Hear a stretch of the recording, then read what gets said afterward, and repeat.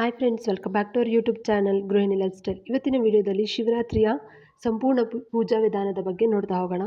ಸರಳವಾಗಿ ಮನೆಯಲ್ಲೇ ಶಿವರಾತ್ರಿಯನ್ನು ಆಚರಿಸುವುದು ಹೇಗೆ ಅಂತ ನೋಡ್ತಾ ಹೋಗೋಣ. ಸಕಲ ಲೋಕಪಾಲನಾಗಿ ದೇವನಾದ ಶಿವನನ್ನು ಧ್ಯಾನಿಸಿ ಪೂಜೆ ಮಾಡುವ ಹಬ್ಬವೇ ಮಹಾಶಿವರಾತ್ರಿ ಹಬ್ಬ. ಇದು ಸರಳ ಹಾಗೂ ಶುದ್ಧ ಭಕ್ತಿಯಿಂದ ಬಯಸುವ ಶಿವನ ನಾಮವನ್ನು ಜಪಿಸುತ್ತಾ ಜಾಗರಣೆ ಮಾಡುವ ಪವಿತ್ರ ದಿನ ಅಂತಲೇ ಹೇಳ್ಬೋದು. ಈ ವಿಶೇಷ ದಿನದಂದು ಶಿವನಿಗೆ ಹಾಲಿನ ಅಭಿಷೇಕ, ಹಣ್ಣುಗಳ ನೈವೇದ್ಯ ಹಾಗೂ ಶಿವನಿಗೆ ಮೀಸಲಾಗಿರುವಂಥ ಕೆಲವೊಂದು ಮಂತ್ರಗಳನ್ನು ಜಪಿಸುತ್ತಾ ಪೂಜೆ ಮಾಡೋದು ತುಂಬಾ ಒಳ್ಳೆಯದು.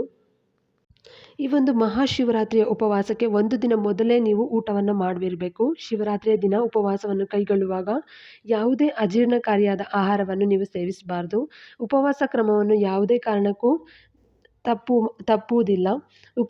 ಶಿವರಾತ್ರಿಯ ದಿನ ಮುಂಜಾನೆ ಬೇಗ ಎದ್ದು ಕಪ್ಪು ಎಳ್ಳನ್ನು ಸೇರಿಸಿ ನೀರಿನಲ್ಲಿ ಸ್ನಾನ ಮಾಡಬೇಕು. ಈ ಪವಿತ್ರ ನೀರಿನಲ್ಲಿ ಸ್ನಾನ ಮಾಡುವುದರಿಂದ ದೇಹ ಮಾತ್ರವಲ್ಲದೆ ಆತ್ಮವು ಕೂಡ ಶುದ್ಧಿಯಾಗಿರುತ್ತದೆ. ಇದೆಲ್ಲ ಕಾರ್ಯವನ್ನು ನೀವು ಶಿವರಾತ್ರಿ ಹಿಂದಿನ ದಿನವೇ ಮಾಡಬೇಕಾಗತ್ತೆ. ಒಂದು ಸಂಕಲ್ಪವನ್ನು ಸಹ ಕೈಗೊಳ್ಳಬೇಕಾಗತ್ತೆ. ಸ್ನಾನ ಮಾಡಿದ ಬಳಿಕ ದೇವರ ಮುಂದೆ ಕುಳಿತು ದಿನಪೂರ್ತಿ ಉಪವಾಸವನ್ನು ಕೈಗೊಳ್ಳುತ್ತೇನೆ ಮತ್ತು ಮರುದಿನ ವಿಧಿವಿಧಾನಗಳ ಮೂಲಕ ಉಪವಾಸವನ್ನು ಮುರಿಯುತ್ತೇನೆ ಎಂದು ಒಂದು ಸಂಕಲ್ಪವನ್ನು ಮಾಡಿಕೊಳ್ಬೇಕಾಗತ್ತೆ. ಸಂಕಲ್ಪ ಸಮಯದಲ್ಲಿ ನೀವು ಉಪವಾಸದ ಉದ್ದಕ್ಕೂ ನಿಮ್ಮ ಒಂದು ಸ್ವರ ನಿರ್ಣಯದಿಂದನೇ ಕೈಗೊಳ್ಳಬೇಕಾಗತ್ತೆ. ಪ್ರತಿಜ್ಞೆ ಮಾಡಬೇಕು. ಉಪವಾಸದ ಯಾವುದೇ ಒಂದು ಅಡ್ಡಿ ಆತಂಕ ಅಥವಾ ಮಾತುಗಳಿಂದ ನೀವು ಉಪವಾಸವನ್ನು ಮುರಿಬಾರದು. ಯಾವುದೇ ಅಡ್ಡಿ ಆತಂಕಗಳು ಎದುರಾದರೂ ಸಹ ನೀವು ಉಪವಾಸ ಕ್ರಮವನ್ನು ಕೈ ಬಿಡದೆ ಪೂರ್ಣಗೊಳಿಸಬೇಕು. ಆಗಲೇ ಶಿವನು ನಿಮಗೆ ಸಂತುಷ್ಟನಾಗಿ ಆಶೀರ್ವದಿಸುತ್ತಾನೆ. ಇನ್ನು ಉಪವಾಸದ ಆಹಾರ ವಿಧಾನ ಅಂತ ನೋಡೋಕೆ ಹೋದರೆ, ಉಪವಾಸ ಕೈಗೊಂಡಿರುವಾಗ ನೀವು ಎಲ್ಲ ರೀತಿಯ ಆಹಾರಗಳನ್ನು ತ್ಯಜಿಸಬೇಕಾಗತ್ತೆ. ಉಪವಾಸ ಎಂದರೆ ಪದೇ ಪದೇ ನೀರನ್ನು ಸಹ ಕುಡಿಬಾರ್ದು. ಹಗಲಿನಲ್ಲಿ ಕೇವಲ ಹಣ್ಣುಗಳು ಮತ್ತು ಹಾಲನ್ನು ಸೇವಿಸಲು ಸಹ ಸೂಚಿಸಲಾಗುತ್ತದೆ. ರಾತ್ರಿಯ ವೇಳೆಯಲ್ಲಿ ಕಟ್ಟುನಿಟ್ಟಾದ ಉಪವಾಸನ ನೀವು ಕೈಗೊಳ್ಳಬೇಕು. ಹಗಲಿನಲ್ಲಿ ಸೇವಿಸಿದ ಹಣ್ಣು ಮತ್ತು ಹಾಲು ದೇವರ ಪೋಷಣೆಯನ್ನು ಮಾಡುತ್ತದೆ. ಅದರ ವ್ರತಾಚರಣೆಯ ಶಕ್ತಿಯನ್ನು ಒದಗಿಸುತ್ತೆ. ಅದಕ್ಕೋಸ್ಕರ ನೀವು ರಾತ್ರಿ ಯಾವುದೇ ಒಂದು ಪದಾರ್ಥಗಳನ್ನು ಸಹ ಸೇವಿಸಬಾರ್ದು. ಈ ರಾತ್ರಿ ಹಿಂದಿನ ದಿನ ರಾತ್ರಿ ನೀವು ಸಂಪೂರ್ಣವಾಗಿ 4 ಬಾರಿ ಶಿವನ ಪೂಜೆಯನ್ನು ಮಾಡಬೇಕಾಗತ್ತೆ. ಹಾಗೆ ಜಾಗರಣೆ ಮೂಲಕ ಶಿವರಾತ್ರಿಯಂದು ಶಿವನ ಪೂಜೆಯನ್ನು ರಾತ್ರಿಯ ಸಮಯದಲ್ಲಿ ಮಾಡುವುದು ಅತ್ಯಂತ ಶ್ರೇಷ್ಠ ಹಾಗೂ ಪವಿತ್ರವಾದದಂತಲೇ ಹೇಳ್ಬೋದು. ಶಿವನ ಪೂಜೆಯನ್ನು 4 ಬಾರಿ ಮಾಡಲು ನೀವು ಮಾಡಬೇಕಾಗತ್ತೆ. ಇದೇ ರಾತ್ರಿಯನ್ನು 4 ಭಾಗಗಳಾಗಿ ಮಾಡಿಕೊಂಡು ಪೂಜೆಯನ್ನು ಮಾಡಲಾಗುತ್ತೆ. ಒಂದೇ ಪೂಜೆಯನ್ನು ಮಾಡಲು ಬಯಸುವ ಭಕ್ತರು ಮಧ್ಯರಾತ್ರಿಯಲ್ಲಿ ಮಾತ್ರ ಒಂದು ಪೂಜೆ ಮಾಡಿ ಜಾಗರಣೆ ಮಾಡಿ ಜಪವನ್ನು ಮುಂದುವರಿಸಬಹುದು. ಅದೇ ರೀತಿ ನೀವು 4 ಬಾರಿಯಾಗಿ ಹೇಗೆ ಪೂಜೆ ಮಾಡಬೇಕಂದ್ರೆ, ಶಿವಲಿಂಗದ ಪೂಜೆ ಮಾಡುವಾಗ ಮೊದಲು ಶಿವನಿಗೆ ಇಷ್ಟವಾಗುವ ವಿವಿಧ ವಸ್ತುಗಳನ್ನು ನೀವು ಅಭಿಷೇಕವನ್ನು ಕೈಗೊಳ್ಳಬೇಕಾಗುತ್ತೆ. ಉದಾಹರಣೆ, ಹಾಲು, ಗುಲಾಬಿ ನೀರು, ಶ್ರೀಗಂಧದ ಲೇಪನ, ಮೊಸರು, ಜೇನುತುಪ್ಪ, ತುಪ್ಪ, ಸಕ್ಕರೆ ಮತ್ತು ನೀರಿನ ಅಭಿಷೇಕವನ್ನು ನೀವು ಮಾಡಬೇಕಾಗತ್ತೆ. ಅಂದರೆ 4 ಬಾರಿ ಶಿವನಿಗೆ ಪೂಜೆ ಮಾಡುವಾಗ ಮೊದಲು ನೀವು ನೀರಿನ ಅಭಿಷೇಕ ಮಾಡಬೇಕು.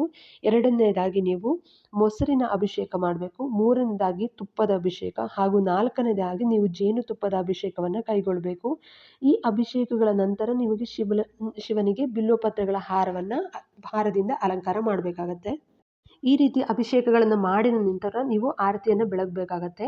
ಬಿಲ್ವಪತ್ರೆ ಅಲಂಕಾರದ ನಂತರ ನೀವು ಚಂದನ ಮತ್ತು ಶ್ರೀಗಂಧದ ಲೇಪನವನ್ನು ನಿಮ್ಮ ಒಂದು ಲಿಂಗಕ್ಕೆ ಅಥವಾ ಒಂದು ಫೋಟೋಗೆ ಹಚ್ಚಿಬಿಟ್ಟು, ಅದಾದ ಬಳಿಕ ನೀವು ದೀಪವನ್ನು ಬೆಳಗಿಸಿ ಧೂಪ ಮತ್ತು ದೀಪದ ಆರತಿಯನ್ನು ಕೈಗೊಳ್ಳಬೇಕಾಗತ್ತೆ. ನಂತರ ನೀವು ಸಗಣಿಯನ್ನು ಒಣಗಿಸಿ ಅಥವಾ ತಯಾರಿಸುವ ವಿಭೂತಿ ಶಿವನ ಒಂದು ಹಣೆಗೆ ಅಥವಾ ಒಂದು ಶಿವನಿಗೆ ಪೂಜೆ ಟೈಮಲ್ಲಿ ನೀವು ಹಚ್ಚಬೇಕಾಗತ್ತೆ. ಆಗ ನೀವು ಓಂ ನಮಃ ಶಿವಾಯ ಎಂಬ ಪವಿತ್ರ ಹಾಗೂ ಒಂದು ಸರಳ ಮಂತ್ರವನ್ನು ನೀವು ಜಪಿಸುತ್ತಾನೆ ಈ ಪೂಜೆಯನ್ನು ಕೈಗೊಳ್ಳಬೇಕಾಗತ್ತೆ. ಮೊದಲು ನೀವೊಂದು ಸಂಕಲ್ಪ ಮಾಡಿ ನಂತರ ಧ್ಯಾನ ಮಾಡಿ ದೇವರನ್ನು ಆಹ್ವಾನ ಮಾಡ್ಕೊಳ್ಬೇಕಾಗತ್ತೆ. ನೀವು ಪೂಜೆ ಮಾಡುವಾಗ ದೇವರನ್ನು ಭಕ್ತಿಯಿಂದ ಧ್ಯಾನ ಮಾಡಿ ಆಹ್ವಾನ ಮಾಡಿದರೆ ಆ ದೇವ ನಿಮ್ಮ ಎಲ್ಲ ಇಷ್ಟಾರ್ಥಗಳನ್ನು ಈಡೇರಿಸ್ತಾನೆ. ಇದಾದ ಬಳಿಕ ನೀವು ಮಾರನೇ ದಿನ ಒಂದು ಶಿವರಾತ್ರಿ ಹಬ್ಬವನ್ನು ಆಚರಣೆ ಮಾಡಬೇಕಾಗತ್ತೆ. ಫಸ್ಟು ಶಿವರಾತ್ರಿಯ ಪರ್ವ ದಿನದಂದು ನೀವು ಬೆಳಗ್ಗೆ 5 ಗಂಟೆಗೆ ಎದ್ದುಬಿಟ್ಟು ತಲೆ ಸ್ನಾನ ಮಾಡಿ ಪೂಜಾ ಮಂದಿರನ ಅಥವಾ ನಿಮ್ಮ ಒಂದು ದೇವರ ಕೋಣೆಯನ್ನು ಸ್ವಚ್ಛ ಮಾಡಿಕೊಂಡು ಬಾಗಿಲಿಗೆ ತಳಿರು ತೋರಣಗಳಿಂದ ಅಲಂಕಾರ ಮಾಡಿ ದೇವರ ಒಂದು ಕೋಣೆಯನ್ನು ಸಹ ತಳಿರು ತೋರಣಗಳು ಹಾಗೆ ವಿವಿಧವಾದ ಬಣ್ಣ ಬಣ್ಣದ ರಂಗೋಲಿಗಳಿಂದ ಅಲಂಕರಿಸಿಕೊಳ್ಬೇಕು. ನೀವು ಬಿಳಿಯ ಬಟ್ಟೆಯನ್ನು ಧರಿಸಿಬಿಟ್ಟು ನಿಮ್ಮ ಶಿವಲಿಂಗಕ್ಕೆ ಅಥವಾ ಪ್ರತಿಮೆಗಳಿಗೆ, ಫೋಟೋಗಳಿಗೆ ಅರಿಶಿನ ಕುಂಕುಮವನ್ನು ಇಟ್ಟು ಪೂಜೆಗೆ ಸಿದ್ಧ ಮಾಡಿಕೊಳ್ಬೇಕು. ಇದೇ ರೀತಿ ನೀವು ಬಿಲ್ವಪತ್ರೆ ದಳಗಳು, ಬಿಳಿ ಹೂವಿನ ಮಾಲೆ ಅಥವಾ ಶಿವನನ್ನು ಅಲಂಕರಿಸಬಹುದು. ಇದೇ ರೀತಿ ನೀವು ಮನೆಯಲ್ಲಿ ಮಾಡಿರುವಂಥ ಯಾವುದೇ ಒಂದು ಸಿಹಿ ತಿಂಡಿಗಳು, ಬಾಳೆಹಣ್ಣು ಅಥವಾ ಇದನ್ನು ನೈವೇದ್ಯವಾಗಿ ಶಿವನಿಗೆ ಸಮರ್ಪಣೆ ಮಾಡಿ ನಿಷ್ಠೆಯಿಂದ ಪೂಜೆ ಮಾಡಬೇಕು. ಈ ಪೂಜಾ ಸಮಯದಲ್ಲಿ ಶಿವನ ಅಷ್ಟೋತ್ತರಗಳು, ಶಿವನ ಪಂಚಾಕ್ಷರಿ ಅಥವಾ ಮಂತ್ರಗಳನ್ನು ಹೇಳ್ತಾ ಒಂದು ಪೂಜೆ ಮಾಡಿದರೆ ಅಷ್ಟೈಶ್ವರ್ಯಗಳು ಮೋಕ್ಷ ಮಾರ್ಗಗಳು ಸಿದ್ಧಿಸ್ತವೆ ಅಂತಲೇ ಹೇಳ್ಬೋದು.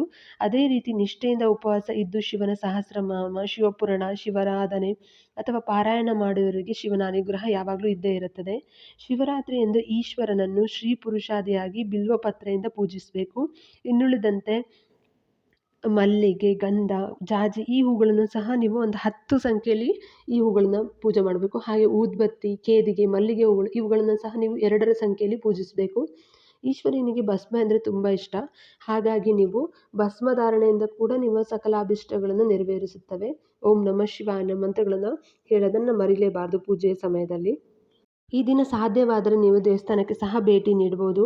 ಸಂಜೆ ವೇಳೆಗೆ ದೇವಸ್ಥಾನಕ್ಕೆ ಭೇಟಿ ನೀಡುವ ಮುನ್ನ ಒಮ್ಮೆ ಸ್ನಾನ ಮಾಡಿಕೊಂಡು ಆಗ ಆ ದಿನದ 2ನೇ ಸ್ನಾನ ಆಗಿರುತ್ತೆ. ದೇವಸ್ಥಾನಕ್ಕೆ ಹೋಗಲು ಸಾಧ್ಯವಾಗದೇ ಇರುವಾಗ ನೀವು ತಾತ್ಕಾಲಿಕವಾದ ಶಿವಲಿಂಗವನ್ನು ಸ್ಥಾಪಿಸಿಬಿಟ್ಟು ಪೂಜಾ ವಿಧಿವಿಧಾನವನ್ನು ಕೈಗೊಳ್ಳಬಹುದು. ಕೆಲವರು ಮಣ್ಣಿನ ಅಥವಾ ಹಿಟ್ಟಿನ ಶಿವಲಿಂಗವನ್ನು ಸಹ ಮಾಡಿ ಪೂಜಿಸ್ತಾರೆ. ಅದಕ್ಕೆ ಸಹ ಅಭಿಷೇಕವನ್ನು ಮಾಡ್ತಾರೆ. ಆಗ ನೀವು ಆ ಲಿಂಗಕ್ಕೆ ಹಾಲಿನ ಅಭಿಷೇಕ ಮಾಡುವ ಮೂಲಕ ಅಥವಾ ತುಪ್ಪದ ಅಭಿಷೇಕವನ್ನು ಸಹ ಮಾಡಿ ಮನೆಯಲ್ಲೇ ಪೂಜೆಯನ್ನು ಮಾಡ್ಬೋದು. ಇನ್ನು ಉಳಿದಂತೆ ಉಪವಾಸ ಕ್ರಮವನ್ನು ಹೇಗೆ ಮುರಿಬೋದು ಅಂದರೆ ನೀವು ರಾತ್ರಿ ಜಾಗರಣೆ ಮುಗಿಸಿದ ಬಳಿಕ ಮರುದಿನ ನೀವು ಸ್ನಾನ ಮಾಡಬೇಕಾಗತ್ತೆ. ನಂತರ ಉಪವಾಸವನ್ನು ಮುರಿಯಬೇಕಾಗತ್ತೆ.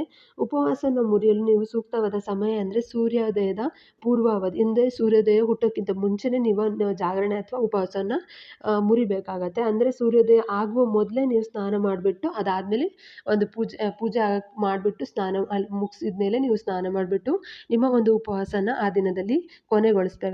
ಅದಾದ ನಂತರ ನೀವು ಆಹಾರವನ್ನು ಸೇವಿಸ್ಬೋದು. ಈ ರೀತಿ ನಾವು ವಿಶೇಷವಾಗಿ ಒಂದು ಶಿವರಾತ್ರಿಯ ಮಹಾದಿನದಂದು ನೀವು ಶಿವನ ಪೂಜೆಯನ್ನು ಕೈಗೊಳ್ಬೋದು. ನೋಡಿದ್ರಲ್ಲ ಫ್ರೆಂಡ್ಸ್, ಇದೇ ರೀತಿ ನಾವು ಒಂದು ಶಿವನ ಸರಳವಾಗಿ ಮನೆಯಲ್ಲಿ ಪೂಜೆ ಮಾಡ್ಕೋಬಹುದು. ಇದಾಗಿತ್ತು ಇವತ್ತಿನ ವಿಡಿಯೋ. ಈ ವಿಡಿಯೋ ಇಷ್ಟ ಆಗಿದ್ದರೆ ನೀವೊಂದು ಲೈಕ್ ಮಾಡಿ. ಹಾಗೆ ನಿಮ್ಮ ಫ್ಯಾಮಿಲಿ ಫ್ರೆಂಡ್ಸ್ ಜೊತೆಗೂ ಈ ವಿಡಿಯೋನ ಶೇರ್ ಮಾಡಿ. ಹಾಗೆ ಎಲ್ಲರಿಗೂ ಶಿವರಾತ್ರಿಯ ಹಾರ್ದಿಕ ಶುಭಾಶಯಗಳು ಅಂತ ಹೇಳ್ತಾ please subscribe to our channel. Thanks for watching.